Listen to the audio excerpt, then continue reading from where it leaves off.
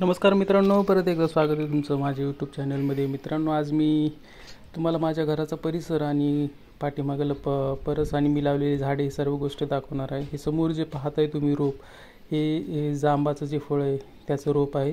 जेव्हा लावलं होतं तेव्हा वाटत नव्हतं की हे येईल म्हणून, पण चिकटलं चांगलं आहे. त्याला नवीन पालवी फुटत म्हणजे पानं फुटत आहे, त्याचा अर्थ हे रोप उगवू शकतं आणि काही दिवसात, काही वर्षामध्ये, काही महिन्यात आपल्याला त्याची फळं पण बघायला भेटतील. आणि हे समोर जे पाहता येईल लिंबुनीचे झाड, मी असे काही रोपं आणली होती लिंबुनीचे वगैरे, जांबाचे, सीताफळाचे. त्यापैकी लिंबुनीचे ते पण रोप चांगल्या प्रकारे येते. आणि समोर जे वेल दिसतोय तो आहे दोडक्याचा, आणि जे दोडके आलेले पण आहेत, आम्ही भाजी करून पण खाल्ली. वरी छतापर्यंत वेल पसरलेला आहे, छतावर सुद्धा दोडके आम्हाला मिळालेले आहेत. समोर या फुलांचं झाड आहे आणि इथे समोर बघू शकता, इथं काही प्रमाणात मी भाजीपाला वगैरे इथं लावलेला आहे. समोर बघता तुम्ही वांग्याची झाडं दिसत आहेत.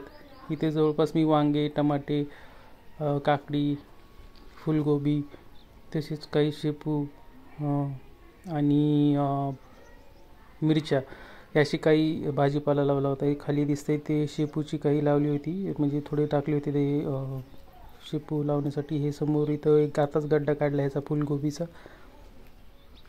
आणि ही जी वेल दिसतोय ते काकडीचा आहे. समोर काही झाडं आहेत मिरच्याची, बघू शकता मिरच्या पण आलेल्या आहेत, काकड्या पण आलेल्या आहेत. त्याला काकड्या, खूप साऱ्या काकड्या निघाल्या त्याच्या. समोर टोमॅटो, वांगी.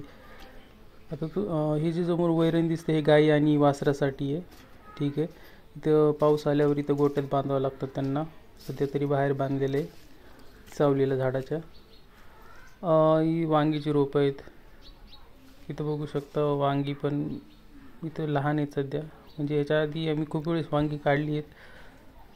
भाजी पण झालेली आहे इथे या वांग्यांची, म्हणजे सारखं चालूच आहे भाजीपाला काढणं याच्यातनं. कमी जागेमध्ये म्हणजे सहज प्रयत्न केला होता, काही 10 रोपं आणली होती मी भाज्यांची आणि लावून बघावं म्हटलं. समोर हे बघू शकता तुम्ही फुलगोबी. खूप छान वाटतं मित्रांनो जेव्हा आपण सर्व मेहनत घेतो आणि नंतर त्याला भाजीपाला वगैरे येतो, फळं येतात, फुलं येतात. बघू शकता टोमॅटो.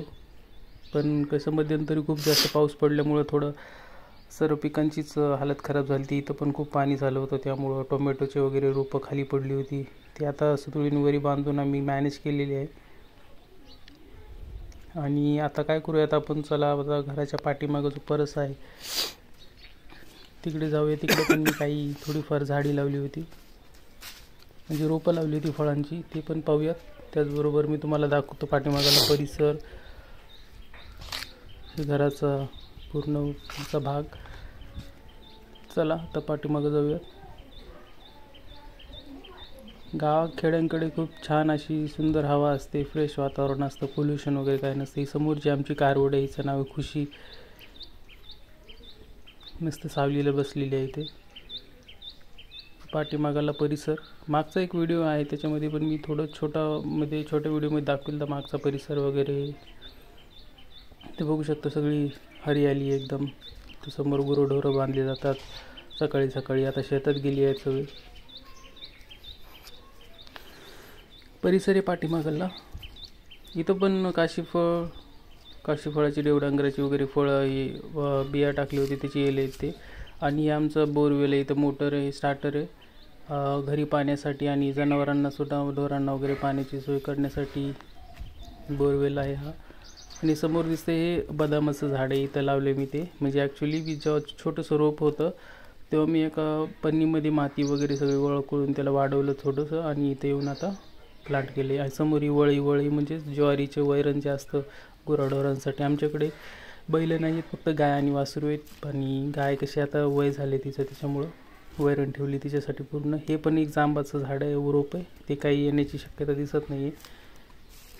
इथे जे समोर जे पानं नाहीत हे पण सीताफळाचं रोप आहे. याचे बहुतेक शेळ्यांनी वगैरे पानं खाल्लीत, पण ते नवीन पानं फुटत आहेत आता त्याला. बघूयात, हे पण वाढल.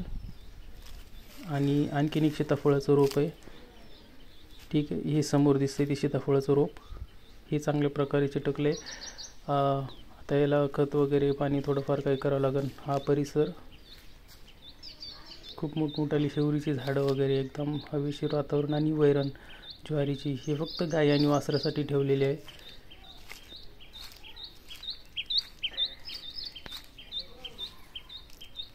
ही आमची गाय आहे, वय झाले खूप गाईचं, आमच्या म्हातारी झालेली आहे. समोर परिसर बघताय तुम्ही,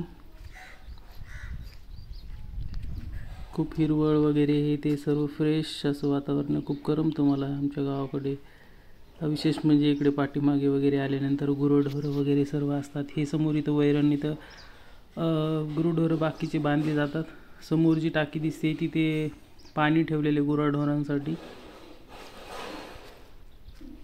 सावली उन्हाळ्याचं ढोरांना वगैरे इकडे बाहेर बांधावं लागतं, त्यांच्यासाठी थंडगार सावली हे आहे. अशा प्रकारचा परिसर आहे. तुम्हाला मी माझी ते रोपं वगैरे सगळं दाखवली. इथं पाण्याची सोय, हे वरचे पाला वगैरे पडला ते नंतर पाणी पाजताना सर्व काढावं लागतो. आणि हा आहे परिसर.